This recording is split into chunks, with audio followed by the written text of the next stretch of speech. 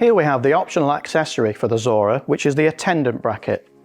This relocates the joystick from the handset at the front round to the rear so that the attendant, such as myself, can move the occupant within the wheelchair. By having it located here, I'm in control now, and I can move the joystick left and right and control the user in the wheelchair. Let's have a look at how we're going to install that. So within the kit, we have the tools, an Allen key and a spanner. Then we have the retaining bolts and the actual attendant bracket, which consists of two parts, the metal tube and the bracket that goes around the handle. The only additional part that you'll need is a Phillips screwdriver. So our attendant bracket comprises of two parts, the plastic section and a metal tube. The plastic section fits around the handle, and this can be fitted to either the left hand or the right hand side handle on the Zora Powerchair. As I'm right-handed, I'm going to fit it to the right hand side handle. The moulding is actually narrower at one end and wider at the other. The wider section I'm going to have towards me. So place around the handle and simply clamp into position. It fits snugly because of the moulding. Taking the other part, the metal tube, this has a little slot where the handle is going to go, or the joystick's going to go, and I'm going to place that on the inside and onto the plastic bracket. I've now got two bolts. I can place it through here and into the metal tube. You can tighten it with your fingers initially.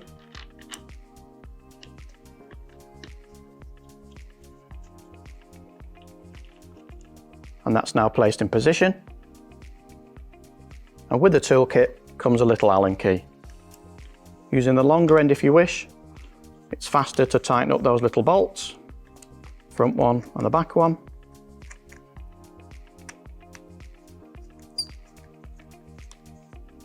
Just tighten them up. And again with the back one, we'll secure that one.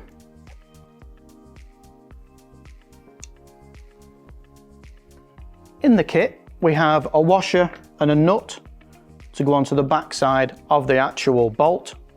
So I'm going to place that on now.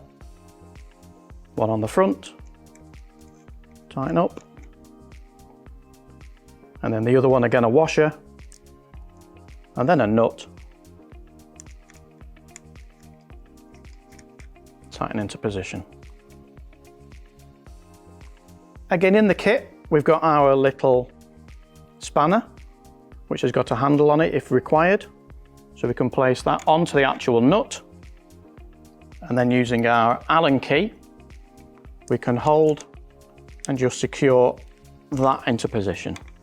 I'm not using the handle in this case. I'm just able to do it with the Allen key and the spanner. So once that's done, that's now secure, and we'll move on to moving the joystick round to the back. So loosen the existing joystick just by untightening the bolt at the front, and then pull the joystick out. So with the joystick removed from its existing location, before we can actually place it into the slot, we need to turn the joystick around on the bracket, otherwise it'll be pointing the wrong way. To do this, we need to undo these two screws here and then spin the bracket round through 180 degrees. So with a Phillips screwdriver, we'll place that into these screws, just loosen those off.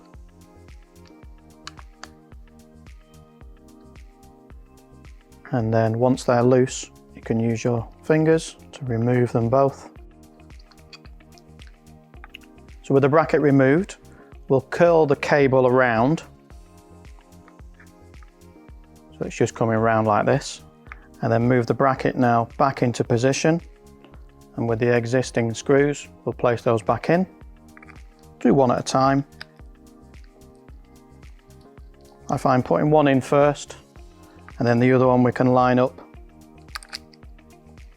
And again, just with our fingers and thumbs, just tighten that up. And then again, with our Phillips screwdriver, we'll just secure that. One side, then the other. So that's now ready to be placed into the bracket. So now just make sure the cable doesn't catch, but place the joystick into the new bracket, and to retain in position we use the existing retaining bolt from the front, and we place this then underneath into here, and we can adjust the joystick to the desired position. The cable can then be retained with the additional clip that comes in the kit. Place that around the handle and just clip into position.